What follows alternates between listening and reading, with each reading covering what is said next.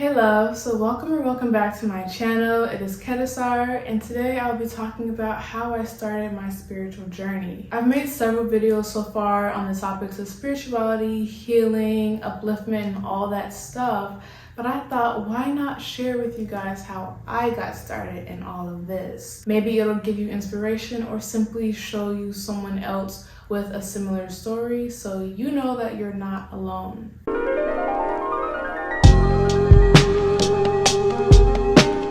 So if you're not already new to my channel, you know I make shadow work videos, healing videos, self-love videos, and wellness and holistic health videos.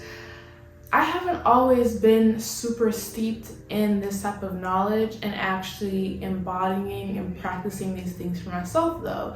It has been a journey to arrive at certain knowledge, arrive at certain gems through self-discovery and intense diving deep into the abyss of the unknown within my own soul. How it really started for me was, well, I want to preface this by saying that we're all on a spiritual journey, whether you're aware or not. Just give that disclaimer, like your journey doesn't start because we're beings witnessing our spiritual experience within the human experience. We're not even spiritual beings. We're beyond that, but that's a whole nother topic on spiritual anatomy. The point is, the spiritual journey has been eternal. We're just becoming aware of it. So that's what I mean by how I started my spiritual journey. Now, I grew up in a spiritual tradition, practicing ancient African practices, specifically Kemetic. That's where my name Ket Asar comes from in the first place. So I haven't ever been new to the realm of spirituality. I had a very intentional family, intentional parents specifically. They brought me up vegan. So I had that foundation and we would meditate together. They would force us to meditate sometimes, which is a great thing to be forced to do, you know? It's really great. I cannot complain. We would do other different practices. We would pour libations. So we did a lot of different things, and that created a really rich and firm background for me to later venture out upon. The thing about it though is, just because you were raised in something or you were raised doing something doesn't mean it's fully taken root to your core. It doesn't mean it's fully penetrated, right? It's like the whole thing of content versus form.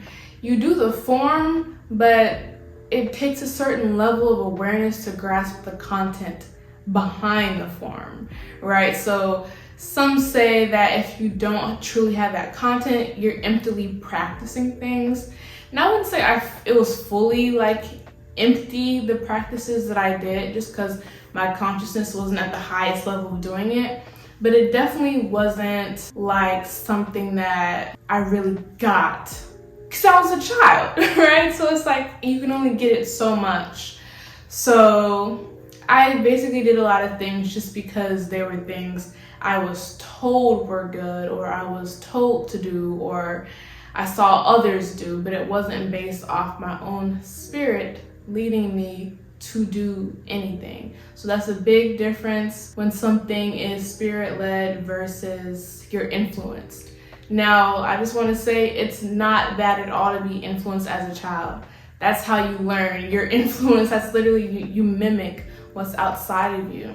But at a certain point, when you grow up, you have to learn how to, you have to plant these seeds, and they need to take root and blossom within you rather than you doing that your whole life, right? So basically, I've always loved the practices and the spiritual philosophies I was taught, but I never fully understood them to the core. There was still a lot I didn't understand. There's still a lot I don't understand now, but then it was even more apparent. So that takes us to 2020, the year of the pandemic, the year of COVID. It was the year that I got sent home from school, my first year of college, and I was just faced with myself 24/7. Like, you guys know how lockdown went, and for me, I was just in a very, very reflective space.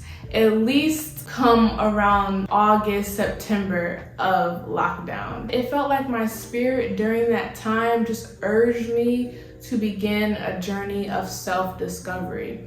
I didn't know that's what was taking place, but I had this newfound hunger for knowledge about the more that exists to life. My life was good, it was comfortable, I was safe during the George Floyd riots, and I lived in Minneapolis. I was healthy from COVID, I had a loving place to stay at home with my family.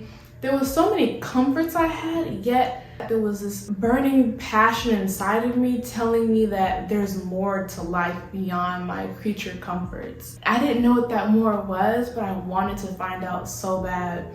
So I was on YouTube like every day, just basically looking at older Black girls who served as inspiration for me, who were farther in their journey, farther in their self-love, their self-development, and I just kept on just spending so much time on YouTube. When I say YouTube is really what kickstarted my spiritual journey, I'm serious. YouTube was the plug for me. Matter of fact, I had gotten so inspired to the point that I was inspired to start locks based off some beautiful lock journeys I saw and my own inner alignment. It felt right for me. So I'm like, okay, I'm gonna start locks. I heard about how potent and powerful locks can be and how they can harness energy and help you go towards your spiritual journey or help you in your spiritual journey. So I'm like, this is the beautiful way to really start this journey. So September 6th, 2020 is when I started my locks. A lot of you are here from my lock page or from my shadow work video, but that's when the locks were born.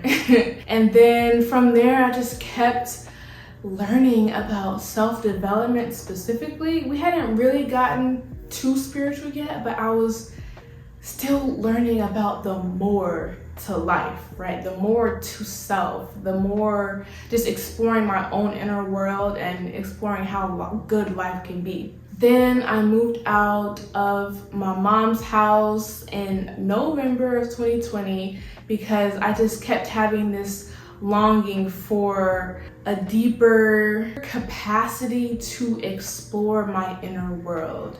And my living situation didn't really allow that for me just because of lack of space and privacy and stuff. And when I tell you, that's when it started, okay?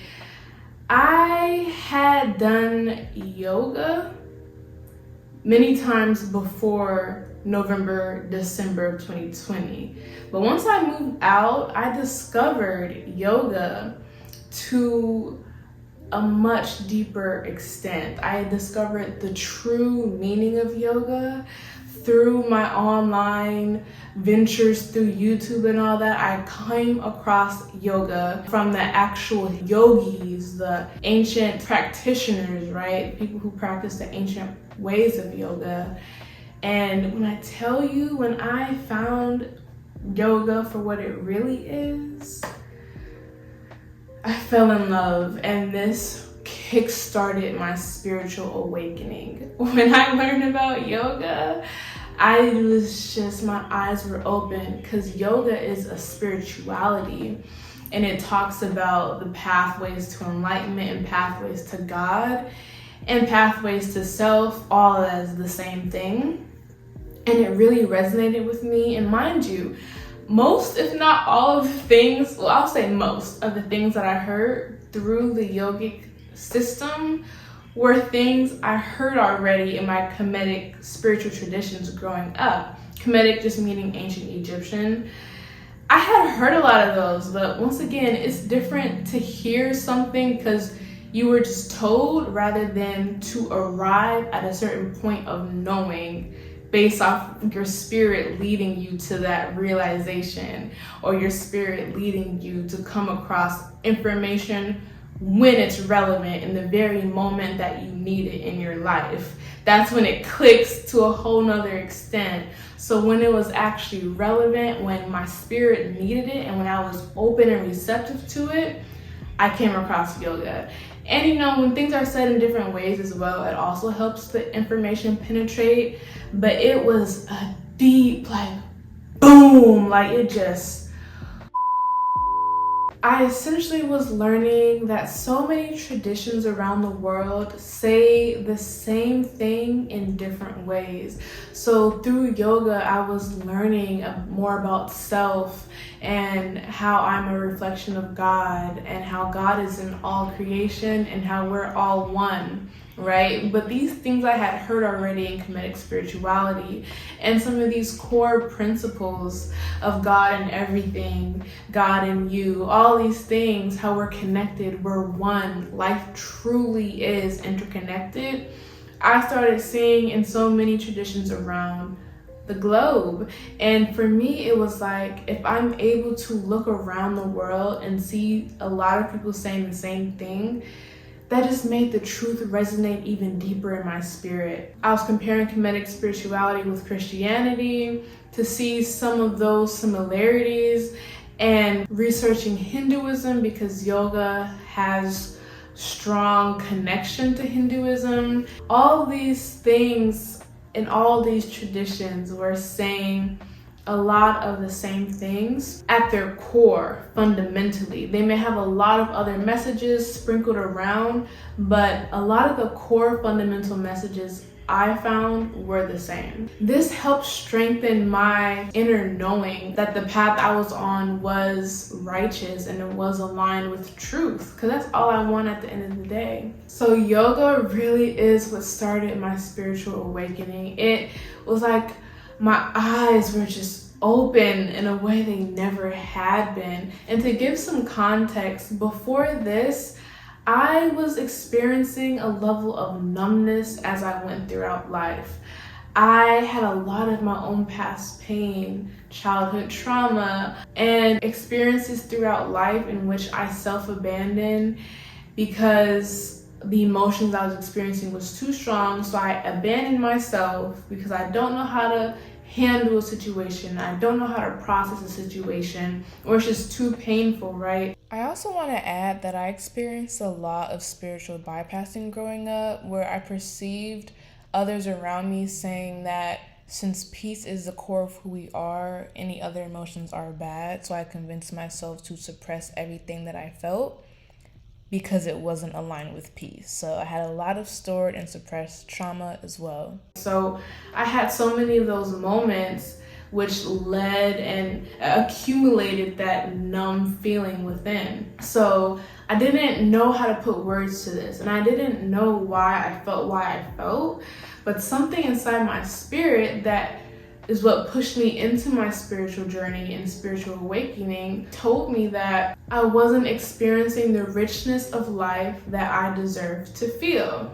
Okay, but then when I came across yoga, it affirmed this. It affirmed and validated what I felt within already, that there's so much more to life, that we're all connected. There's so much more love and bliss and peace to be experienced that I only had scratched the surface of, that there was just a whole life more of beauty to experience. And this was so affirming to me. If you guys look at the emotion spectrum, I'll put a picture on the screen here. You'll see that numbness and like boredom, that similar emotion, because boredom oftentimes comes from numbness, that exists on the lower half of the spectrum, right? So you have love at the top, you have, joy, compassion, and then you have like a neutrality, and then beneath that line you have numbness, boredom. And that's where I was at majority of the time. I still had my happy moments, but I just knew life could be so much better. And once again, I was comfortable during COVID. I had these comforts around me, yet I still knew that something was missing, and it was within. It was my inner world that needed tending to. I needed like this film to be peeled back. I needed to lift the veil and truly see life for what it was. So that's what my spiritual awakening offered me, and I was already on the upward swing of things. But once I discovered yoga, y'all, it just went, woo, it just took off from there. So I was just in a rabbit hole of studying different yogis, traditional yogis who practice the essence of yoga, like Sadhguru. I love him to this day, and other people, Muji as well. And I also looked to peers, like older women that I saw on the spiritual path as well, and just be guided by them via like YouTube and like online and stuff. But just their energy and their messages helped me so much as I was creating a new framework in which I saw the world. So this is what really propelled my path. And I was really just sitting in so much gratitude, so much bliss, so much peace. And even when I wasn't super at my highest highs, I still felt so excited to continue uncovering these layers. Like I just discovered a gold mine. And I was so excited to begin doing spiritual practices daily, to begin a morning routine where I had a daily spiritual practice of yoga, meditation, breath work, etc. And I was, just incrementally learning more and more and starting to implement it in my life. And then I learned about shadow work and the importance of healing so that I can truly embody all this wisdom that I've been learning. So I had been learning about my divinity, like my true self, my true nature, my true essence, and how I'm divine. And on the other hand, I was becoming aware that there's also subconscious beliefs, programmings, limiting beliefs about how I saw myself, my worth, and the world that were contradicting my true self. So in order to embody this truth, this essence, and let it take root in my being, I had to work on clearing the other stuff and removing it and shedding light on it so I can understand it and replace it with the truth of who I am at the core. So that's the work I began doing. Learning more about shadow work helped me to not get stuck in the love and light and peace, because when you do without coming down, you will plummet eventually. It's not sustainable. You need balance, you need grounding, because when there's a shadow there and you don't understand it, it will come out in the craziest of ways. It'll be like, oh, you forgot about me? Get back down here. You got more things to tend to down here. So luckily I didn't have a rock bottom hit like that. I discovered shadow work soon enough before that polarity happened, but that was me deepening into the path, the spiritual path even more, because like I said, it's not enough to just learn these things about how beautiful life is, how interconnected everything is, just how full of love every moment is, just how good it can feel. And then you still got all this pain and limiting beliefs that say the exact opposite, and you'll find yourself depressed and unable to manifest because there's what you call cognitive dissonance in your own being, which is two opposing beliefs existing in you at the same time. That can't happen and no friction be created, right? So through the journey of shadow work, I was able to start embodying more of the wisdom that I was learning. And it really was just scratching the surface, honestly. Since then, I've learned so much more about myself and done so much more deep healing. But that time period of my spiritual awakening set the foundation that allowed me to be where I'm at today. Okay, that was 3 years ago now, around 3 years. And the growth has been absolutely amazing. I'm so thankful to my past self for addressing the dark parts of me, the pain, and doing the work to start creating the life that I want to live, because without putting in the work, you're just never gonna get what you want. And that applies to the spiritual journey as well. this is work. This is true work. The journey of knowing thyself, of returning to self, returning to God, returning to the Most High, returning to divinity in all things. It sounds, it can be romanticized, but it requires you to let go of your ego, to address the difference between who your ego is and who your true self is, and be able to release attachment and release identifying with physical situations, identifying, like putting your identity in these physical material things or in outcomes.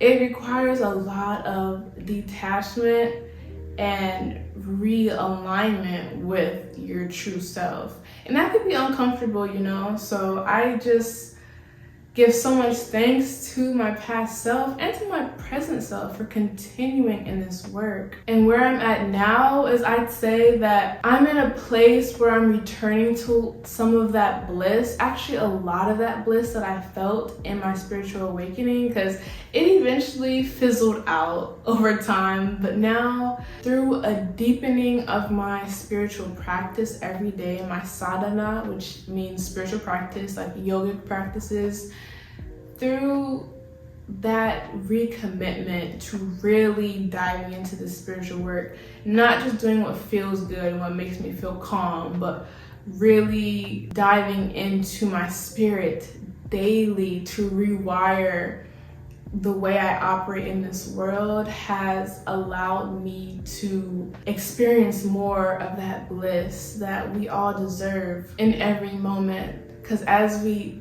release attachments to the lower, we're able to receive more of the higher. This is why I also advocate for fasting. I just got off a 7-day fast. I'll have a video on that soon.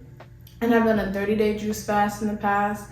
So just doing things like this, strengthening the will through discipline, through not being led by pleasure seeking, through just the harder work that it takes to align with your spiritual virtues. That's the work that it takes to really experience growth and experience the clearing of space and making room for the bliss, the joy, the love, and the peace. It really does take you to clear space in order to receive abundance and blessings, right? So that's where I'm at now, and I'm just constantly growing, constantly learning, improving, and I give thanks, like I said, to my younger self.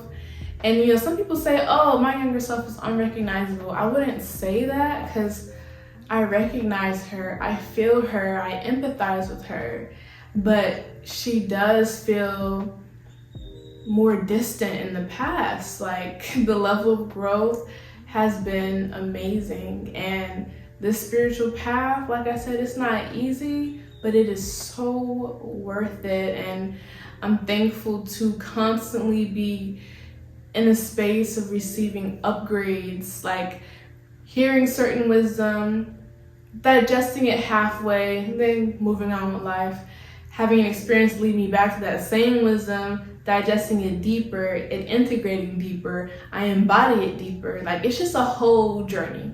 So yeah, that's basically how my journey started, you guys. Yoga really kicked it off, but I had been raised in spiritual tradition already, and once I came across yoga, my eyes opened up to the beauty and bliss of life, and I just fell in love with life. And now I just want to serve and give and love and express.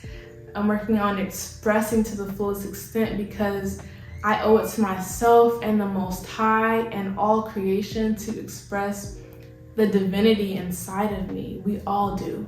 So there's so much more I could just ramble on about, because this is a topic I'm super passionate about. But if you have any questions, please leave them below. And I would love to hear how you started your spiritual journey. What led you here in your life? We all come to it in different ways, but we're all headed towards the same goals. So comment down below. I'll see you in the next video. Peace and love.